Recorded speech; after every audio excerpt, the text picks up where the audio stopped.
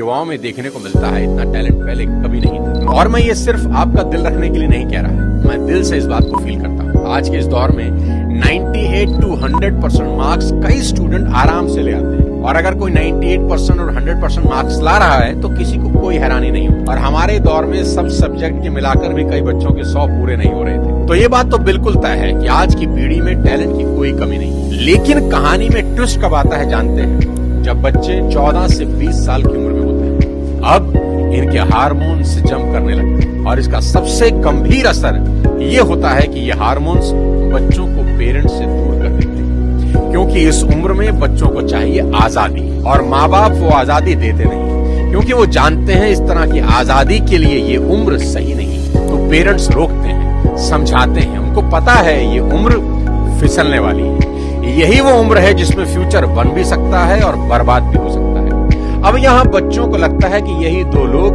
मेरे दुश्मन हैं। यहाँ बच्चे अब माँ बाप से झूठ बोलना शुरू कर देते हैं, चीजें छुपाना शुरू कर देते हैं। बच्चों को अब दोस्तों के साथ रहने में ज्यादा मजा आने लगता है, अपने ही माँ बाप अब दुश्मन दिखाई पड़ने लगते हैं। अगर किसी बात पर माँ बाप डांट दें तो आजकल के बच्चों का एक favourite dialogue, our parents are outdated, पापा आप सटिया गए। और अगर बच्चे ऐसा कर रहे हैं तो मुझे इसमें कोई हैरानी की बात नजर नहीं आती, ये नेचुरल है, सभी करते हैं। 25-30 साल पहले हम भी यही करते थे, और आज के कोई 25-30 साल के बाद इनके बच्चे भी ठीक इसी इंटेंसिटी से ऐसा ही करेंगे। ये साइकिल चलता रहेगा। अरे आपको दिक्कत क्या है हमसे? कम से कम हम कोशिश तो कर रहे हैं ना। बाकी मोहल्ले के लौंडों के जैसे सड़क पे आवारागर्दी तो नहीं कर रहा है, लड़ाई तो नहीं कर रहा है। पे ध्यान दिए होते हैं तो अरे नहीं गया ध्यान पढ़ाई पे। एक और कहानी जो इस उम्र में होती है वो ये कि बच्चे अपने पेरेंट से अब नफरत करते हैं और दूसरे पेरेंट की बात खुशी खुशी सुन लेते हैं। यहाँ अपना ही एग्जाम्पल देता हूँ। आज बहुत लोग मेरी बात सुनते हैं और मानते हैं, दूर दूर से कंसल्टेशन लेने आते हैं, पर मेरी अपनी बेटी को समझाने में मेरे पसीने निकल जाते हैं। कपिल शर्मा के शो में आमिर खान का भी यही प्रॉब्लम है, जो उन्होंने बताया कि सभी स्टार्स के बच्चे अपने करियर की सलाह मुझसे लेने आते हैं, पर मेरे अपने बच्चे मेरी बात नहीं सुनते। बच्चे बात सुने या ना सुने ये मेरी प्रॉब्लम नहीं है, मेरी चिंता कुछ और है, वो बताता हूँ आपको। अभी कुछ दिन पहले मैं एज अ चीफ गेस्ट अपनी बेटी के स्कूल में गया, जहाँ उनकी प्रिंसिपल ने मुझे इन्वाइट किया। उनका कोई एनुअल डे प्रोग्राम था।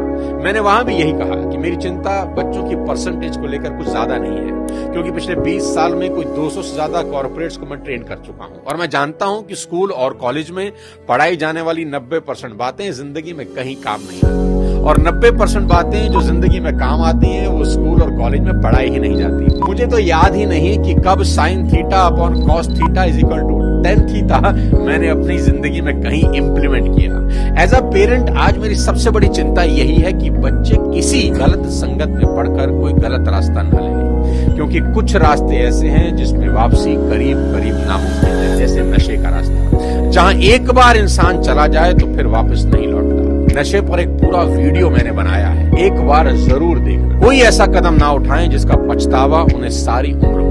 एक शेर है कि एक गलत कदम उठा था राहे शौक में, एक गलत कदम उठा था राहे शौक में, और मंजिल तमाम उम्र मुझे ढूंढती रही। कि आदमी एक गलती करता है और फिर रास्ता कभी मिलता नहीं। और मेरी तो सभी स्कूल टीचर से बस इतनी ही उम्मीद है और गुजारिश है कि वो बच्चों को एक अच्छा इंसान बना दे, क्योंकि टीचर आज जो पढ़ाने वाले हैं उससे ज्यादा ज्ञान तो गूगल पर एक क्लिक में अवेलेबल है। आज टीचर की रिस्पॉन्सिबिलिटी पहले से कहीं ज्यादा है। वो अपने स्टूडेंट्स को मॉरल वैल्यू सिखा दें, बस देश के लिए कुछ करने का जज्बा उनमें भर दें तो सोने पर सुहागा हो जाए। और अगर माँ बाप के प्रति ग्रेटिट्यूड की भावना उनके अंदर आ जाए तो वो कुछ ना कुछ जिंदगी में कर ही लेंगे। टीचर इंश्योर करें कि बच्चे कुछ भी छुपाएं नहीं, और अपनी सभी छोटी बड़ी बातें अपने टीचर से या पेरेंट्स से डिस्कस जरूर करें। उन्हें समझाएं कि अगर कोई भी प्रॉब्लम है तो उसका हल जरूर है। आज की बेहद होनहार जनरेशन से इतनी ही रिक्वेस्ट करना चाहता हूं कि पिता की इज्जत राम की तरह करना, कि पिता के वचन पूरे करने को जीवन के 14 बरस कठोर वनवास में गुजार दिए उस व्यक्ति ने, और वो भी खुशी खुशी। आपके माँ बाप को आपसे कुछ नहीं चाहिए, वो तो अपने जाने के बाद अपनी सारी प्रॉपर्टी संपत्ति आपको ही देकर जाने वाले हैं। देश के हर युवा से कहना चाहता हूं कि आज से 3 चीजें रोज करना शुरू कर दें, अगर अब भी नहीं कर रहे। सबसे पहले रोज कम से कम 30 मिनट अपने पेरेंट्स के साथ जरूर गुजारें। इधर उधर की कैसी भी बातें करें, खुद हंसें, उन्हें हंसाएं, कोई जोक सुनाएं, उनसे उनकी कोई पुरानी यादें ताजा करवाएं, उनके स्कूल कॉलेज की बातें करें, कुछ किस्से पूछें उनसे, कैसी भी बात करें पर बात करें। देखना वो अपने स्कूल कॉलेज के किस्से बताएंगे ना, जब उनकी आंखों में चमक आनी शुरू हो जाएगी। क्योंकि दोस्त, जैसे जैसे आप बड़े हो रहे हैं ना, आपके माँ बाप बूढ़े हो रहे हैं और ये समय फिर नहीं आएगा। उनके जाने के बाद बड़ा अफसोस होता है कि काश ये कर लेता, वो कर लेता। उनका कर्ज सारी जिंदगी नहीं उतार सकते, पर अपना समय उनको देकर उस कर्ज का इंटरेस्ट जरूर कर सकते हैं। मुनव्वर राणा का एक शेर है कि लौट कर जैसे भी हो ऐ जाने पिदर आ जाना, लौट कर जैसे भी हो ऐ जाने पिदर आ जाना, ऐसी वैसी जो खबर सुनना तो घर आ जाना, और वक्त रुखसत हमें इज्जत से सलामी देने, जब डुबोने लगे दरिया तो नजर आ जाना। आस पास ही रहना अपने माँ बाप। दूसरी बात, भूल कर भी उनसे ऊंची आवाज में कभी बात न करना। उनको कभी ये एहसास ना हो जाए कि अब हम बूढ़े हो रहे हैं, कमजोर हो गए, इसलिए हमसे ऐसे बात की जा रही है। याद रखना, आपकी वजह से उनकी आंख से निकला एक आंसू आपकी तमाम जिंदगी बर्बाद कर सकता है। माँ बाप तो फिर भी माफ कर देंगे, पर वो माफ नहीं करेंगे। तीसरी सबसे इंपॉर्टेंट चीज, बिना माँ बाप के पैर छुए घर से मत निकलना। अपने दिन की शुरुआत उनका आशीर्वाद लेकर ही करना।